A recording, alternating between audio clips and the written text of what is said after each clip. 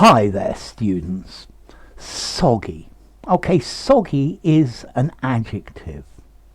I guess you could have the noun sogginess as well, but I think probably more common just as an adjective.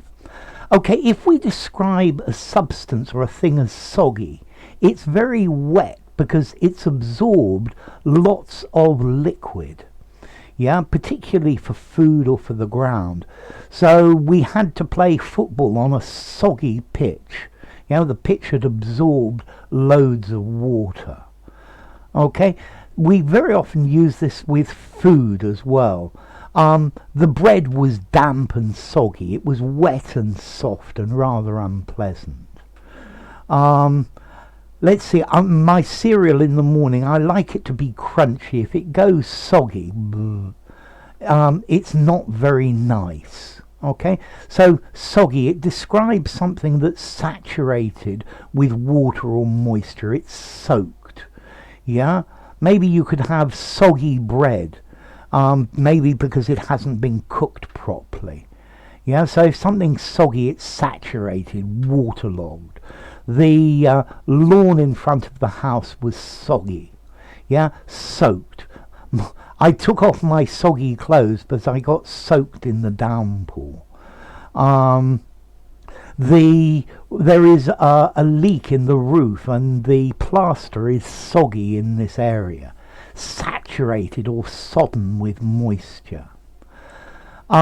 Then we can use it more metaphorically, something that is lacking spirit or dull, because something can be crisp and crunchy or soggy. Yeah, so the dialogue in his book was really rather soggy. Yeah, dull, no spirit. His performance on the pitch was rather soggy today. Yeah, I hope this is not a soggy description for you. You could also actually say a soggy rain-drenched afternoon. Yeah, the sogginess of the afternoon was rather depressing.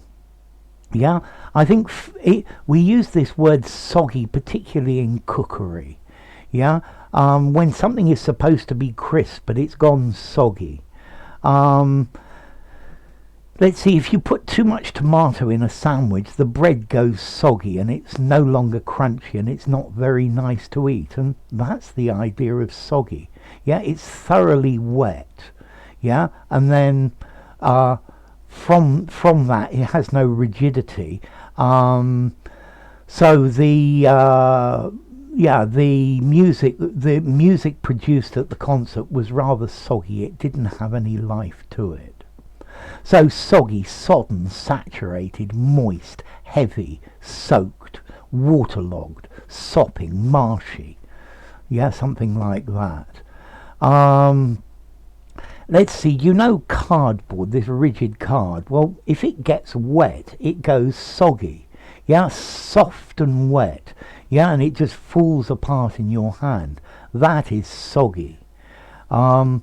Yeah, I like my vegetables to be crisp and as opposed to soggy.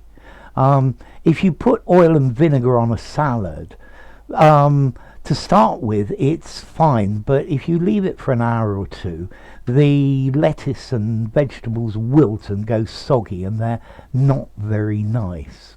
Okay, so soggy, full of water, soaked with moisture, drenched, saturated. Okay, formality, soggy, a 5 in formality. Use it just about anywhere, but I think it's most common for the physical effect of something that's absorbed water and it becomes flaccid. So use soggy anywhere. As to origin, well, there is actually a verb in English to sog and a noun a sog, which is a marsh or a bog. So notice sog and bog, these two sound very similar. And that probably comes from a North Germanic word. There's an Icelandic word sogur, meaning moist. A Norwegian word sog, meaning moist as well. An Old Norse word, sogur, dank or wet. and that itself from Proto-Germanic, sawajaz, meaning wet and damp. Yeah, moisture, sap, and it's probably related to the word sap as well. So I hope I've given a nice, crisp, interesting explanation and not a soggy one. And you better eat up your cornflakes because they're just going to go soggy otherwise. So enough. If you enjoyed the video, give it a rating, subscribe to my channel, and I'll see you soon. Bye for now. Soggy.